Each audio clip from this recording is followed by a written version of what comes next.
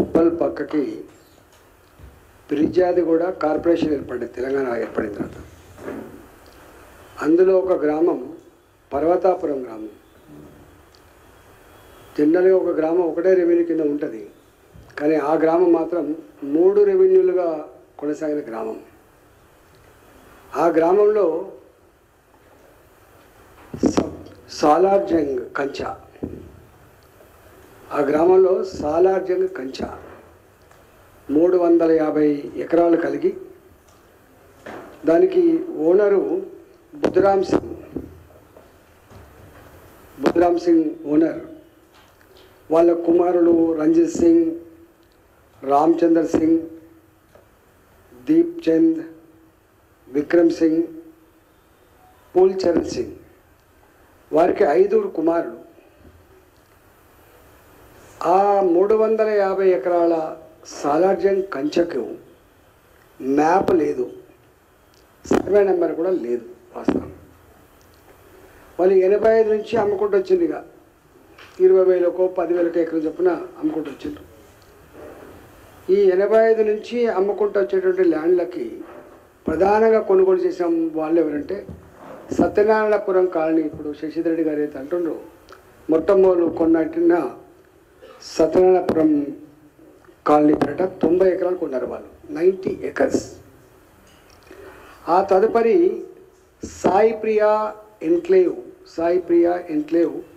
100 ఎకరాలు. ఆ భూమిని కొన్న వాళ్ళు శశిధర్ రెడ్డి గారు, సుఖేందర్ రెడ్డి గారు. ఇప్పుడు వాళ్ళిద్దరూ కాంగ్రెస్ పార్టీ నాయకులు కూడా కొనసాగుతున్నారు.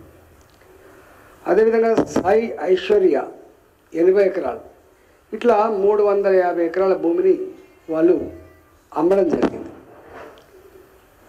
ఆ తదుపరి ఇదంతా అమ్ముడుపోయిన తర్వాత ఈ భూమికి 2002లో మ్యాప్ కానీ సర్వే నెంబర్ కానీ ఫిక్స్ అయింది. దీనికి ఎక్కడ కూడా ల్యాండ్ సీలింగ్ ప్రకారంగా ఏ పార్ట్లో ల్యాండ్ సీలింగ్ ఉంది, ఏ పార్ట్ ఏ సర్వే నెంబర్ ఉందని ఎక్కడ ఫిక్స్ లేదు. దీంట్లో సాయి ప్రియా అపార్ట్మెంట్స్, సాయి ప్రియా ఎన్నికలకు సంబంధించింది అంత పేదలు.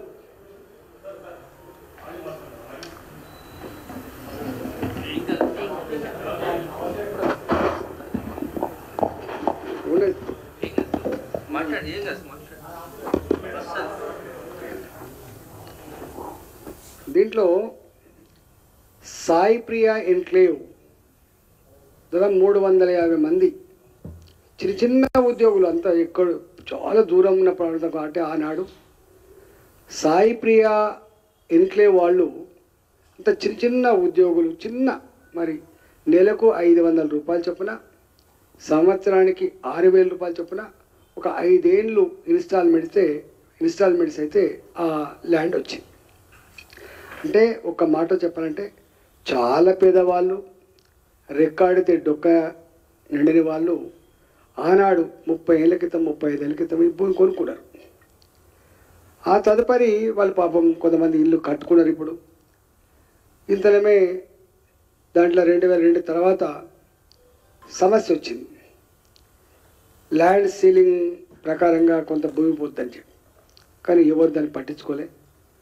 ఇవాళ ఆ సాయి ప్రియా ఎన్క్లేవ్ మొన్న కాంగ్రెస్ పార్టీ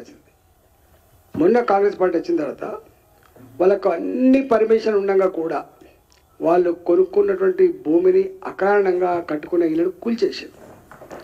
అడిగే నాదులు లేడు. ఎట్లయితే తెలంగాణ రాగానే ఇక్కడ ఉన్నటువంటి అదేంది మన అయ్యప్ప సొసైటీలో కూలగొట్టి భయభ్రాంత గురి చేసిండ్రు, దారికి తెచ్చుకునే ప్రయత్నం చేసిండ్రు. దాని వెనుక అనేక రకాల వ్యాపారాలకు, డబ్బుల సంపాదనకు అదేందో ఇక్కడ కూడా అదే మొదలైంది. ఇప్పుడు అదంతా కాస్ట్లీ భూములు అయిపోయినాయి, 50,000 రూపాయలకు గజం అయిపోయింది. అడిగేవాళ్ళు లేడు. కనీసం వాళ్ళు ఏమైంది అంటే అప్పటి కలెక్టర్లు, అప్పటి ఆర్డీఓలు, అప్పటి ఎంఆర్ఓలు ఎందుకు పర్మిషన్ ఇచ్చినట్టు, ఎందుకు వాళ్లకు జిహెచ్ఎంసీ వాళ్ళు కూడా పర్మిషన్ ఇచ్చినట్టు, కొంతమంది లోన్స్ కూడా తీసినట్టు ఇంతవరకు ఎవరు ఆలోచన చేస్తలేరు. అంటే సామాన్యుల పట్ల ప్రభుత్వానికి ఉండే నిజాయితీ, చిత్తశుద్ధి ఎంత ఉందో దీన్ని బట్టి మనకు అర్థం కావాలి. జ్ఞానం ఉండవలసింది ఏంటంటే, బుద్ధి ఉండవలసింది ఏంటంటే, కలెక్టర్లు మనుషులు మారుతుండొచ్చు కానీ కలెక్టర్ పోస్ట్ అట్లే ఉంటుంది.